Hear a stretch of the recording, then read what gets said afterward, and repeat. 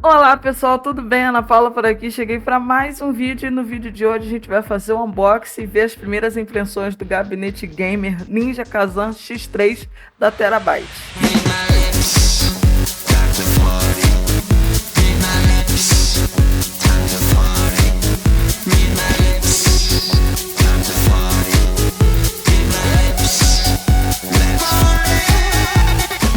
Mas antes de começar o unboxing, eu gostaria de pedir para você que, se você deu play aqui nesse vídeo, deixe o vídeo rolando até o final para você me ajudar no engajamento. Se inscreva no canal se você não for inscrito, comenta alguma coisa aqui embaixo, deixe seu like, deixe seu hypar, compartilhe o vídeo e me ajude a bater aí a meta de 5.000 inscritos no ano de 2026. Bom, galera, eu comprei esse gabinete na Terabyte. Ele me custou R$ 223,41 já com frete. Levou aí mais de 15 dias para chegar, mas o importante é que chegou. Todas as informações dele estão aí na tela agora. Se você quiser ler com detalhes, você dá um pause e você vai ter todas as informações aí.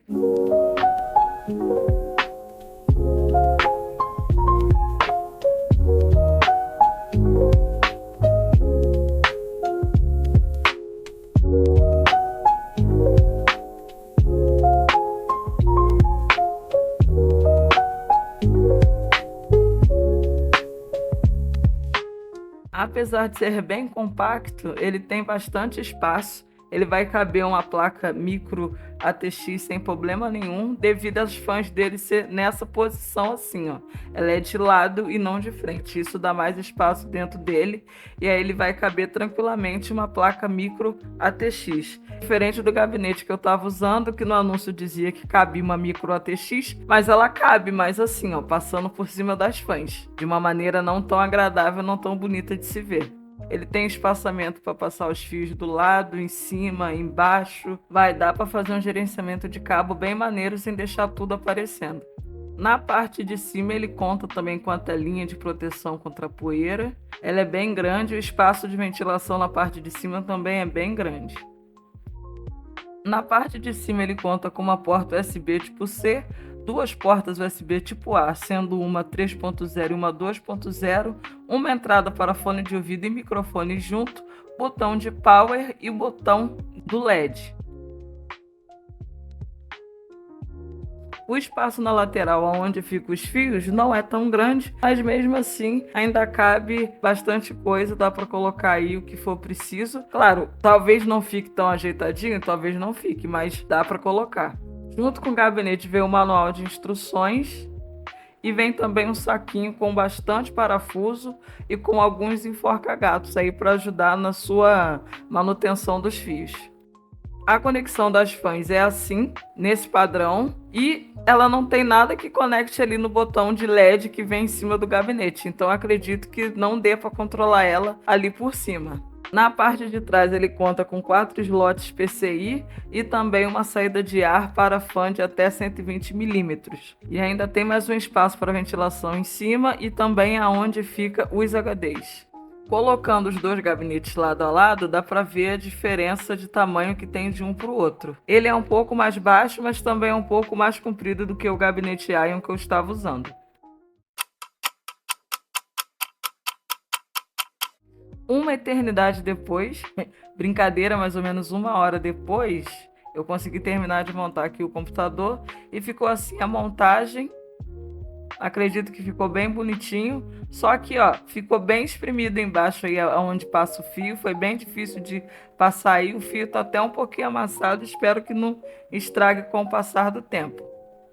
Como eu tenho esse water cooler, eu coloquei a fan que veio na parte de trás, na parte de cima para poder colocar o water cooler ali na traseira. Mas isso aí é só provisório, porque no próximo vídeo eu vou trazer um kit de fãs aqui, então eu vou trocar as fãs do gabinete por um outro kit de fã. Se você não for inscrito, se inscreve aí no canal para você não perder o vídeo, tá bom?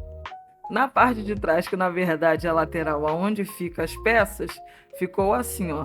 Tá um pouco bagunçado, o fio tá meio embolado, mas foi o melhor que eu consegui fazer e o importante é não aparecer lá na frente. É óbvio que vai ter pessoas mais habilidosas que vai conseguir colocar de maneira mais organizada, é óbvio, mas para mim tá bom, não sou tão exigente, então tá ótimo.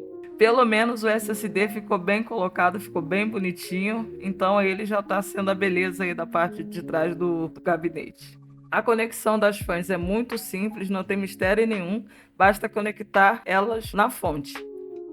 E na parte de trás ficou assim, também sem mistério nenhum. Bem bonitinho, bem arrumadinho. Show de bola.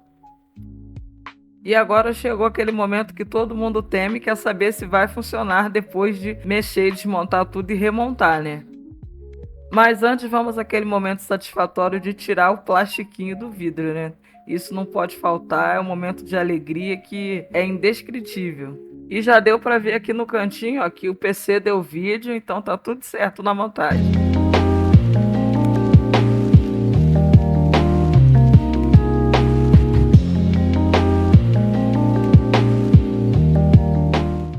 Esse é o gabinete Ninja Kazan X3.